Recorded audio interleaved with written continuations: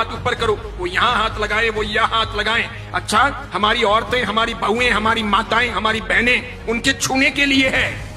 मुंबई के अंदर, पूना के अंदर ऐसे कोरियोग्राफर अपनी कितनी ही लड़कियों को और बहुओं को लेके उड़ गए। इधर एक शादी हुई, उधर दूसरी शादी टूटी। वो कोरियोग्राफी करने के लिए रोज उस शादी के फंक्शन के लिए आता था। महीने भर तक उन्होंने घर की महिलाओं और बहुओं को सब सिखाया।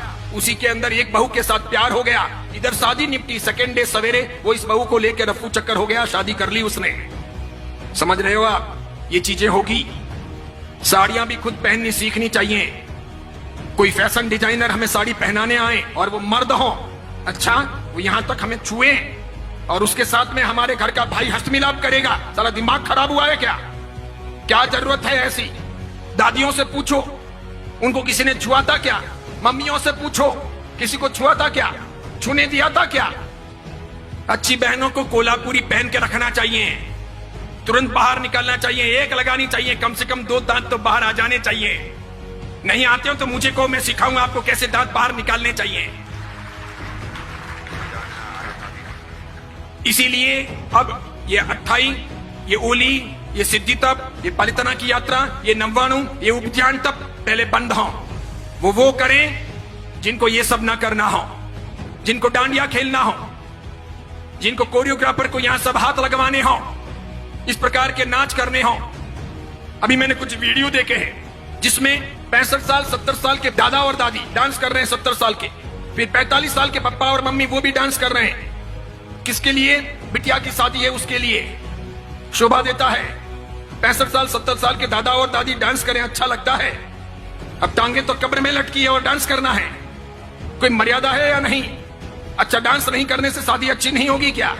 एक वीडियो नहीं बनेगा तो काम नहीं चलेगा क्या? क्या गंदी फिल्मों की धुनों पर दादा दादी को नचाना ही जरूरी है? कई सारे समाजों ने प्री वेडिंग शूट भी बंद कर दिए। पुरोहित समाज ने पाली के उस घोषणा पत्र के अंदर यह भी किया कि हमारे समाज के अंदर दूसरों की देखा देखी कोई प्री वेडिंग शूट नहीं होगा, कोई आवश्यक नहीं है।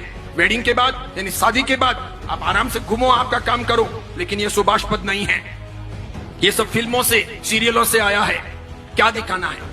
और मुझे तो यूं लगता है कि हमारा बदन हमारे वीडियो के द्वारा इस प्रकार अर्धनग्न कपड़े पहने हुए, हाफ पैंट या इतना सा पहना हुआ नीचे, ऊपर इतना सा पहना हुआ, और फिर हम प्री वेडिंग शूट करते हैं और वो लोग देखते हैं तो क्या देखते हैं? क्या देखते हैं? आप दिखाना क्या चाह रहे हो? अच्छा, जो आपको दिखाना है वो आपके पति को दिखाना है कि दूसरों को दिखाना है? ये पति के लिए है कि दूसरों के लिए है? यानी आप एक सदाचारी मां बनना चाहती हो कि वेश्या रहना चाहती हो? करना क्या है? जाना कहां है? एम क्या है? उसी प्रकार पूछना चाहता हूं, जीटो की स्थापना हुई तो ये एम था क्या? कहीं जीटो के घोषणा पत्र में ये चीजें हैं क्या कि हम डांडिया रास का आयोजन करेंगे? स्थापना के दिन ही जीटो वालों को जूते पड़ गए होते। आज मेरी बात सच सिद्ध हो गई कि नए पद्मसागर जी महाराज ने बंदरों के हाथों में नारियल दे दिया, बिल्कुल दे दिया। जीटो में कई लोग ऐसे भी हैं जो सदाचारी हैं, समझदार हैं, आचार संपन्न हैं, मुझे मिलते भी हैं, अन्य महाराज साहब को मिलते हैं। कई माताएं भी ऐसी हैं जिन्होंने अपनी व्यक्तिगत जिंदगी में ऐसा कुछ किया नहीं है, वे चाहते भी नहीं है, लेकिन अपने यहां पर यह समूह जो है मिलकर के माता फोड़ना, मेजोरिटी, डेमोक्रेसी। मुझे ऐसा लगता है कि जैन समाज के कुएं में किसी ने भांग डाल दी है, सबको वही पानी सप्लाई हो रहा है, इसीलिए सामूहिक पागलपन सवार है।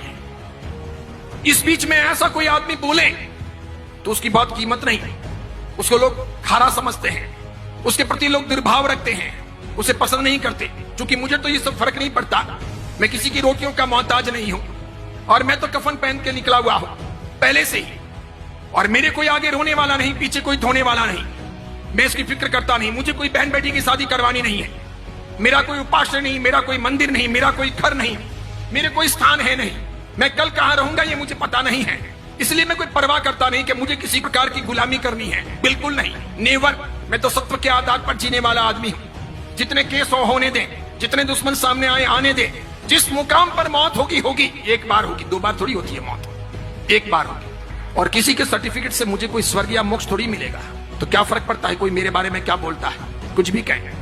इसीलिए मेरी फिक्र मत कीजिए, मुझे चिंता है समाज की।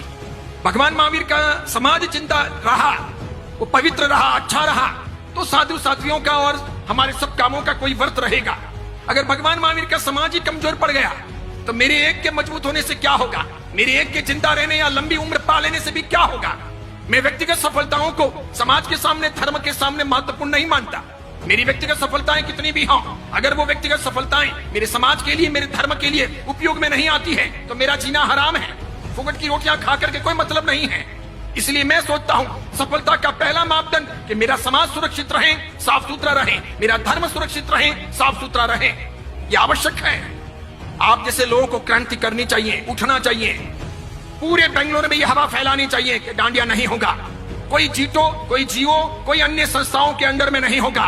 उसके लिए संस्थाएं ना बने। जो लोग भी प्रयास करें आकर के मुझे कहिएगा, मैं आपके साथ में हूं, तन से, मन से, धन से, और पूरी ताकत लगाइए। और खास करके मैं मंत्र शक्ति से कहना चाहूंगा कि उठो। हमारी बहन बेटियों को, हमारी आने वाली परंपराओं को हमको भ्रष्ट नहीं बनाना है, वेश्या नहीं बनाना है। जवानी के दिन तो चले जाएंगे, उनको लोगों के सामने नहीं थिरकाना है। वो गंदे गंदे फिल्मों के गीत क्या सिखाने हैं, क्या जरूरत है, और क्या क्या होगा, और वापस रात्रि भोजन होगा। इसलिए जीतों की भलाई इसी में है कि वो समझें, वो मर्यादा में रहें, वो ऐसे काम ना करें। वो IAS IPS के लिए काम कर रहा है, वो बहुत अच्छा है, वो कीजिए। एजुकेशन के लिए, साधर्मिक भक्ति के लिए, मेडिसिन के लिए, या फिर साधु साध्वी के वैयावच यानी श्रवण आरोग्यम के लिए जो काम कर रहा है वो अच्छा है, बहुत बढ़िया है। इसके लिए वे अभिनंदन के पात्र हैं। लेकिन ये जो काम किया जा रहा है, इसमें जो लोग भी लगे हुए हैं, बस इसी में शान है कि चुपचाप पीछे हट जाएं, ना करें। इसका अंजाम अच्छा नहीं होगा।